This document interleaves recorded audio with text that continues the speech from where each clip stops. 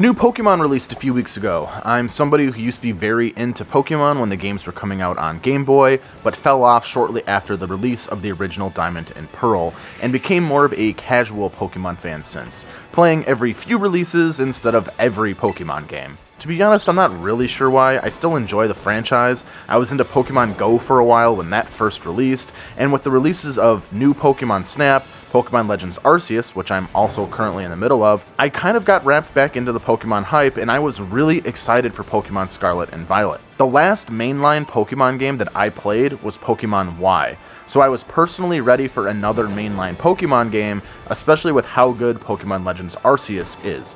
I really wanted to see what new features and mechanics were introduced into Pokemon Scarlet and Violet. I bought the double pack with my girlfriend. She is playing Violet and I am playing Scarlet. The only major difference between the two are the exclusive Pokemon. So full disclosure, I haven't quite finished Pokemon Scarlet yet. I like to finish the games in full before I review them, but I'm about 30 hours into Pokemon Scarlet, and I intend to make a follow-up video once I finish Pokemon Legends Arceus to kind of talk about both of them and compare and contrast the two releases. At the time of writing this script, I've completed 3 gyms, 1 Team Star Camp, and 4 of the Titans, with around 230 Pokemon in my Pokedex. By the time this video is released, I'll be significantly further. I'm going to talk about my experiences with this game and how the game has made me feel so far. The things I like, the things I don't like, the things I wish they improved, things I wish they kept from Pokemon Legends Arceus, and of course the now infamous bugs or performance issues that I may have experienced thus far. So that's where I'm at for this video. Overall, I would say my experience has been positive. I am enjoying Pokemon Scarlet quite a bit. The traditional Pokemon formula holds up amazingly. The core gameplay loop of the series is simply timeless and addictive, and everyone has their favorite Pokemon that they're looking for to catch and train. Honestly, I would say this is the most I've enjoyed a mainline Pokemon game since Ruby and Sapphire. Out of those that I've played, I would say that I'm enjoying Scarlet more than I enjoyed Pearl or Y. But there are some things I think could be better, and a lot of little things that I notice as I play the game. The game starts off with a lengthy cinematic, setting up the new locale for this specific game.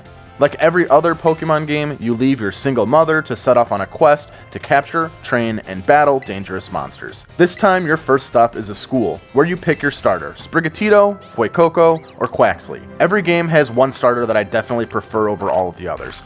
Even in the Pokemon games that I didn't play, I still look up the starters and pick a favorite. In Red and Blue, it was Bulbasaur. Gold and Silver was Totodile. Ruby and Sapphire was Trico. Diamond and Pearl was Turtwig. Black and White, which I didn't play, was Snivy. X and Y was Froakie. Sun and Moon, which I didn't play, was Rowlet. And Sword and Shield, which I also didn't play, was Sobble. In Scarlet and Violet, my favorite was definitely Fuecoco, making this the first mainline Pokemon game where I picked the fire starter. After picking your starter, battling your rival, and meeting the Hot Professor, the 3 main quests are established. 1. Defeat all the gyms and earn all the badges, securing your place as Pokemon Champion. 2. Find and defeat all the mysterious Titan Pokemon. And 3. Defeat all the Team Star leaders. I honestly don't find the gym story that interesting, nor do I find the Team Star story that interesting. Team Star are pretty lame. They aren't this badass, mysterious gang like Team Rocket, nor are they a group of eco-terrorists like Team Magma or Aqua. They're basically just school bullies. I do enjoy the Titan quest though. There's a sub-story that you're defeating these Titans to get herbs to help Arbon's hurt Pokemon.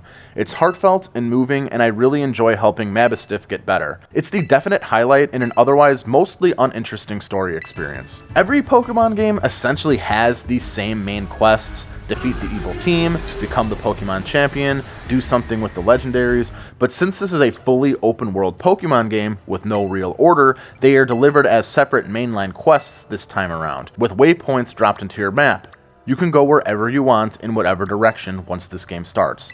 Traditionally, at least in Red and Blue, your starter acted as sort of a difficulty mode selector. Since the first 2 gyms were Pewter City with rock Pokemon and Cerulean City with water Pokemon, you got different advantages based on your starter choice. Bulbasaur had a type advantage to both of the first 2 gyms, Squirtle had a type advantage to only the first one, and Charmander had a type advantage to neither, making Bulbasaur Easy Mode, Squirtle Normal, and Charmander Hard. Since this is an open world game, you can tackle the gyms in any order, making any difficulty received from picking a starter completely arbitrary.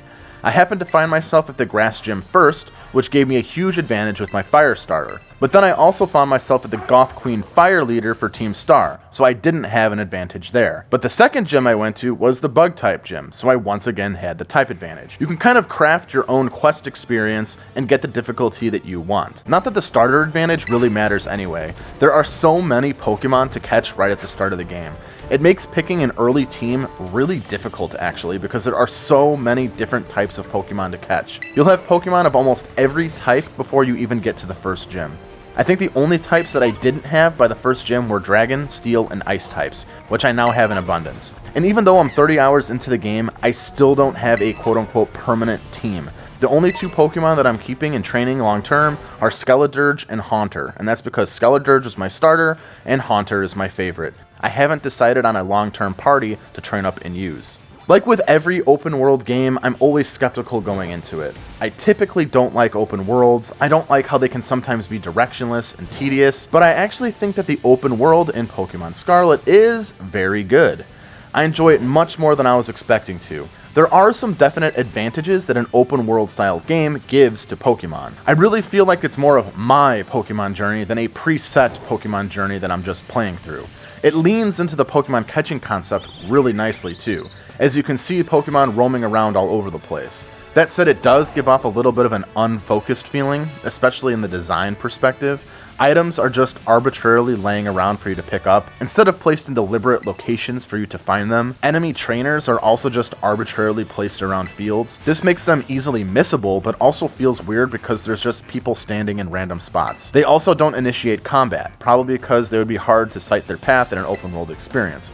So you need to initiate every Pokemon battle by talking to the trainers. Really, most of the Pokemon encounters need to be initiated by the player. It's very easy to avoid running into a wild Pokemon and starting a battle with them, especially in open fields. Inside of caves where the spacing is a bit tighter, it is a little harder to avoid running into Pokemon. There was a time that I just got stuck in a nearly endless loop of Pokemon running into me.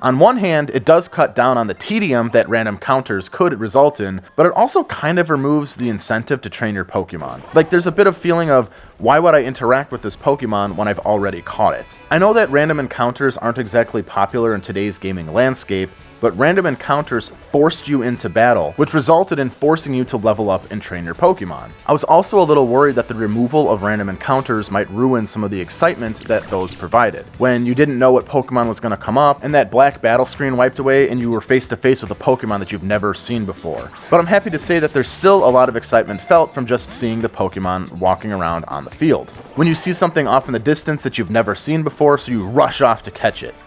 So I don't miss random encounters like I thought I would. Some of that incentive to train is still missing because you can just avoid Pokemon, especially because you don't really need to train every Pokemon to evolve them too. A lot of the evolved forms are also just wandering around in the wild. Despite that though, I still found myself battling Pokemon for fun and training my Pokemon, and I find myself with high-leveled Pokemon for the areas that I'm in. In fact, I have the issue of one-shotting nearly every Pokemon that I'm trying to catch because my party is too over-leveled. One that hurt the most was that I was trying to catch Great Tusk after completing the Titan mission. I was using my level 50 Skeledirge while the Great Tusk was level 45. My thoughts, okay cool, Great Tusk is only 5 levels higher, I don't have a type advantage over it, it should be able to survive at least one attack. And I still killed it in one hit, meaning I can't catch the special post-Titan Great Tusk. I'm pretty pissed about that. There are also unique ways to evolve your Pokemon too, things like walking 1,000 steps or using a move enough time that break up the standard battle evolution practices and add incentive in other ways. So I still had a lot of fun catching and battling Pokemon, and honestly don't find myself missing those random encounters and find incentive to battle and train in other ways, though I do miss some of that more direct, deliberate, focused style as well, at least insofar as item placement and enemy trainers. I like a lot of the new Pokemon. The new Primeape evolution, Annihilape, is probably my favorite at the moment. I love how many ghost types are in this game, which are my favorite type. I like Cloth and Gimmighoul. I love Toedscool, which is a land-dwelling Tentacool. The way he runs is so funny, and I find his evolution, Toedscruel, to also be hilarious with his little snoot. Pokemon variety is great, honestly. My only complaint is that Bulbasaur is not in this game, and that's a crime against humanity. There's a lot in this game that seems kind of streamlined to make things simpler, things that I'm kind of mixed on. On one hand, they do take away that feeling of tedium that the classic Pokemon games can sometimes have, but on the other hand, they do make things a little too easy and take away some of the immersion aspect of this Pokemon world. For one thing, there are no HMs. You don't have to allocate different abilities to different Pokemon. You can just fly to places that you visited from the very start. I don't have a flying type Pokemon in my party, I don't have a Pokemon that knows fly at all, and I can just fly to places that I visited. You don't need cut to cut down trees in your path, you don't need strength to move boulders in your path, you don't need flash to light up caves, nothing. The exploration aspect of this game is very simplified. You're also just given the legendary bike Pokemon of your version at the start of the game. I was expecting a bit of a more gradual reveal for this. Maybe you start off with a normal bicycle, and then eventually as you're playing, you can catch Silazar, which is a different bike-type Pokemon, to ride around that maybe is a little faster. And then as you get further and further in the game, you can catch either Corridon or Miraidon to ride around in the latest part of the games that are even faster than Silazar. But they just hand you Miraidon and Corridon at the beginning of the game. On the plus side, you do need to unlock mobility upgrades. You just kind of start with a basic run, and you need to unlock the abilities to glide and dash and swim. So I do like that aspect, but at the same time, I also don't really like that you're stuck with one Pokemon that you have to ride around with. This is a problem that existed in Legends Arceus as well, though that had different Pokemon for running, swimming, flying, etc., but you couldn't choose who they were. We're at the point where we should have riding archetypes with a plethora of different rideable Pokemon to choose from. It just seems lazy to allocate everything to one Pokemon. I should be able to ride around on a Tauros, or fly on Drifblim, or ride on Gyarados in the water if I wanted to. It's a little baffling to me that we're still only doing one Pokemon to ride around with. Combat is your standard Pokemon affair. It's turn-based, you pick your attack, you get attacked. There are type advantages and disadvantages. If you've played any mainline Pokemon game, you already know what to expect from this game's combat. It's still really fun, but there's nothing different about it, outside of the new mechanic, Terastallization. This basically covers up your Pokemon in crystals and powers up moves based on the Pokemon's Terastallization type. Doing so also changes the type of your Pokemon, meaning that you can change the type advantage or disadvantage mid-battle. So if you throw out a grass type against a fire type, you can change the grass Pokemon's type to water and suddenly have a type advantage against the fire type. It adds an actually pretty unique and deep strategic level of combat to Pokemon that we haven't seen before. To balance this, you can only move this move once in one battle between Pokemon Center visits, so you have to use it wisely. They add a lot of depth to the combat overall. There are also these new raid battles where you need to join with 3 other people online or 3 NPCs to battle a more powerful Terastallization Pokemon. Defeating this Pokemon awards you with a shit ton of valuable items and a free catch on the Pokemon involved in the raid. These are pretty fun, they're kind of simplistic and easy to complete, but the rewards are well worth doing. It gives you a lot of items to add towards experience and leveling, and moreover, you get a free catch on a Pokemon. I actually find that in Pokemon Scarlet and Violet, it is kind of hard to catch Pokemon sometimes, and I find myself going through a lot of balls trying to catch certain Pokemon, especially at higher levels. So being able to get a free catch on a Pokemon that I'm looking to get and only have to use one Pokeball is really nice. Another streamlining feature that I'm kind of mixed on is the ability to just take your Pokemon out of your box at any time. In the older Pokemon games, you actually had to go to a Pokemon Center to access your box to swap your Pokemon party out. In Scarlet and Violet, you can do it at any time. On one hand, it cuts down on the tedium of having to go to a Pokemon Center anytime you want to change your party, but on the other hand, it kind of takes away from that strategic element of forming your party because you can kind of just switch your party on the fly before any battle. Now for some pure negatives. The first thing I want to bring up are features that were in Pokemon Legends Arceus that I wish were also in Scarlet and Violet. I miss being able to throw out my entire Pokemon party at once, seeing them interact with one another. In Pokemon Scarlet, you can only throw out one single Pokemon at a time, the first one in your party.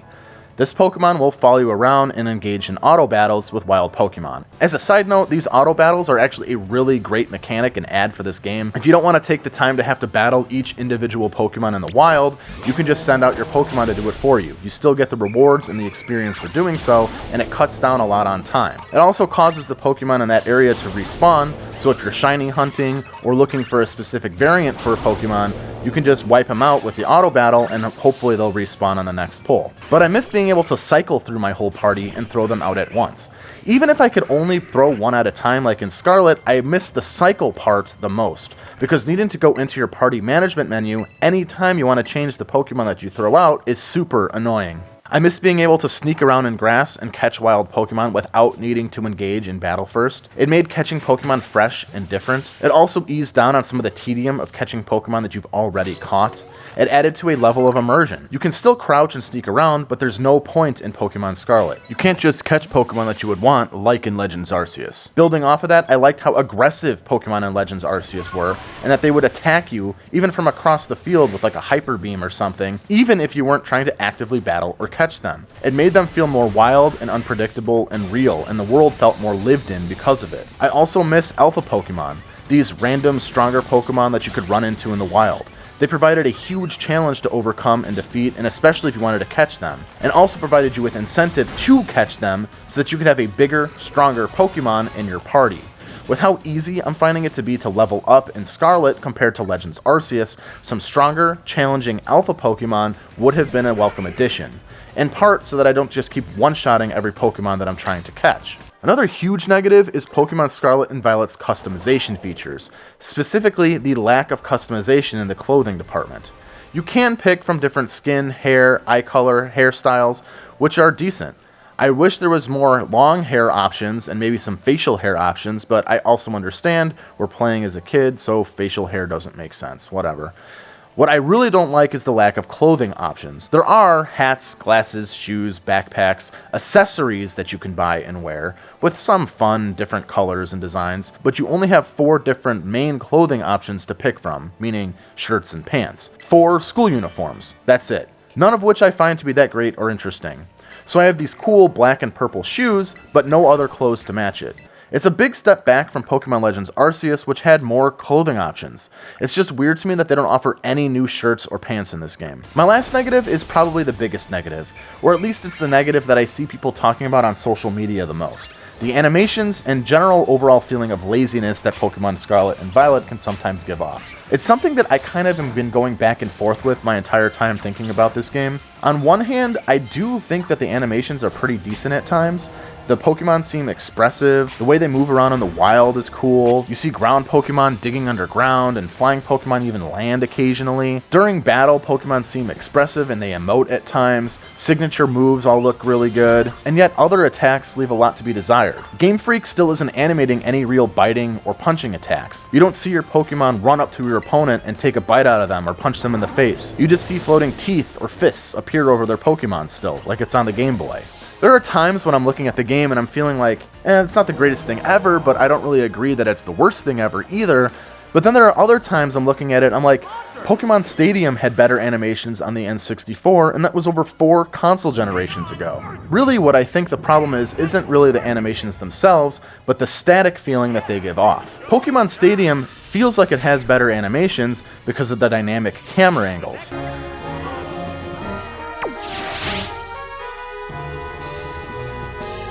Here's the first move. Like that. What will the other side do? Ah, that didn't do much. These Pokemon are equally fit. There's plenty of fight left in both of them. What'll it do?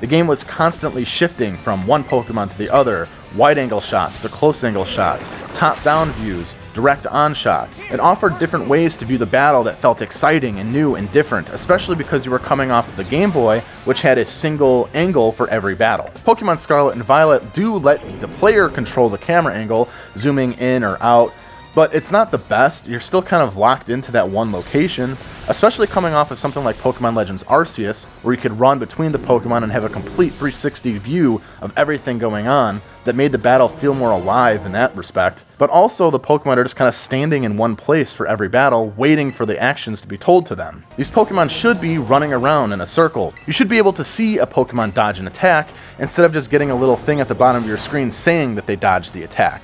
They should be sizing each other up, like a real dynamic battle. And I think that's why it feels so boring. And this kind of carries over into the wild Pokemon as well. Sure, they might run up to you or kind of walk around in interesting ways, but they're not interacting with each other and they're not interacting with the world. We should be seeing different Pokemon fight each other in the wild. It would be cool if while you were walking around in the wild, you saw a Gyarados sizing up a Cloyster, protective of its school of Magikarp around him, or something like that. It would be a much more interesting experience if the Pokemon interacted with one another. Trainers should be walking around looking like they're doing something, instead of just standing in one place waiting for you to find them. So for me personally, it's not so much the animations that are the problem. Sure, there are aspects of it that can be better, but it's the static nature of the animations and the static nature of the world itself that is the problem. I know that it would be a lot of work to develop unique animations for all of these Pokemon and trainers, especially accounting for the overworld, potential rideable Pokemon, and battles with unique and dynamic attack animations.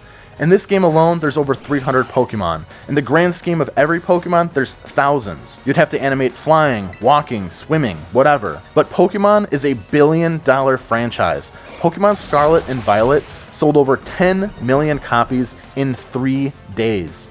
Game Freak and the Pokemon Company can afford to spend more time with these games and truly innovate and make them look special and offer us dynamic, living worlds for us to interact with. I'm not saying Pokemon and Scarlet look bad, but I think they can look better. Outside of a better resolution, nothing about it really looks better from, say, X and Y, especially from an animations angle, and that was on the 3DS. Shifting to the game's multiplayer, I really like it, but I do think it needs more features. The franchise staples, trading, and battling work great. I've traded and battled my girlfriend both online and via direct connection with our Switches, and these features worked flawlessly, with no noticeable lag or anything as far as I can tell.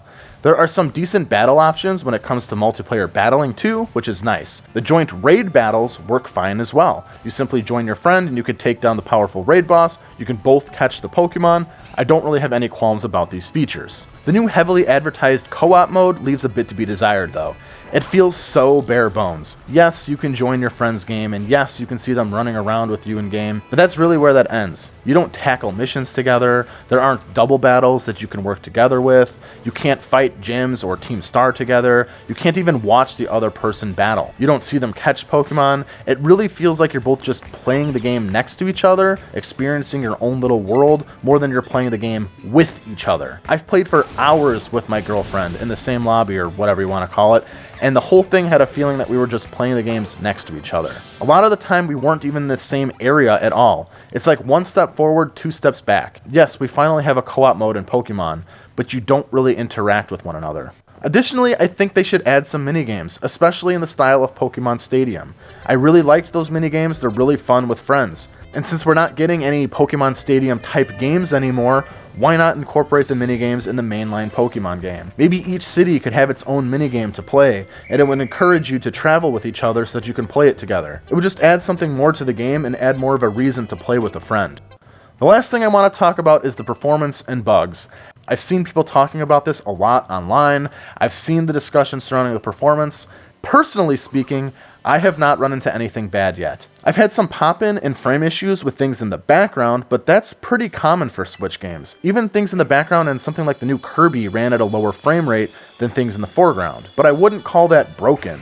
Overall, my gameplay experience has been fine. I've played heavily, both docked and handheld, and I personally haven't experienced anything crazy. My girlfriend, on the other hand, has fallen through the floor.